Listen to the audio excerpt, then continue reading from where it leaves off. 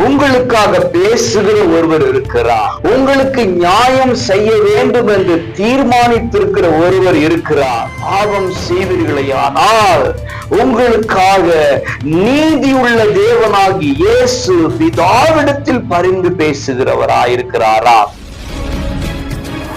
பிரியமானவர்களே, இயேசுவின் இன்ப நாமத்திலே மனதார வாழ்த்துகிறேன். நீங்கள் நன்றாய் இருக்கும்படியாய் ஜெபிக்கிறேன். 1 யோவான் 2:1 நீதிபரராகிய இயேசு கிறிஸ்து நமக்காக பிதாவினிடத்தில் பரிந்து பேசுகிறவராய் இருக்கிறார். அன்புக்குரியவர்களே, நமக்காக பேச யாருமே இல்லை. நம் சார்பில் நிற்க யாருமே இல்லை.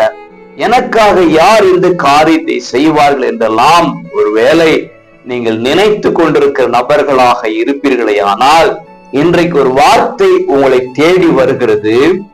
நீதிபரராகிய இயேசு கிறிஸ்து நமக்காக, உங்களை பார்த்து சொல்கிறேன், உங்களுக்காக பரிந்து பேசுகிறவராக இருக்கிறார்.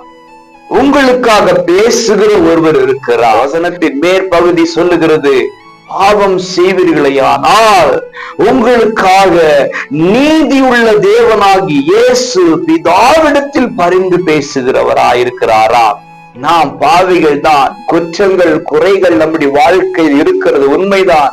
ஆனால் இயேசுவிடத்தில் வரும்போது, இயேசுவே என் பாவங்களை மன்னியும் என்று சொல்லும் போது, இயேசுவானவர் நமக்காக பரிந்து பேசுகிறாராகவே நமக்காக ஒருவர் இருக்கிறார். உங்களை பார்த்து சொல்லட்டும், உங்களுக்காக ஒருவர் இருக்கிறார், பரிந்து பேசுவார்.